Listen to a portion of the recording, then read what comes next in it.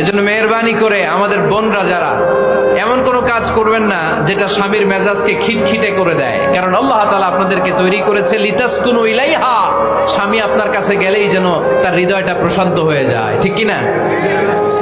অনেক স্ত্রী আছে না জেনে না বুঝে স্বামীর সাথে এমন খিটখিটে মেজাজ দেখায় যেটা স্বামীর জন্য মেনে নেওয়া কষ্টকর।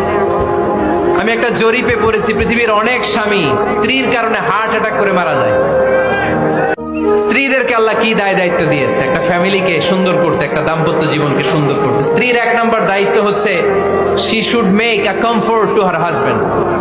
স্ত্রীর উচিত স্বামীর জন্য ঘরটাকে প্রশান্তির নীর বানিয়ে রাখা। কি বানিয়ে রাখা? প্রশান্তির নীর। স্ত্রী হওয়া উচিত এমন যাকে দেখলে স্বামীর চোখ জুড়ায়, স্বামীর প্রাণ জুড়িয়ে যায়, স্বামীর হৃদয়টা ঠান্ডা হয়ে যায়, ঠিক কিনা?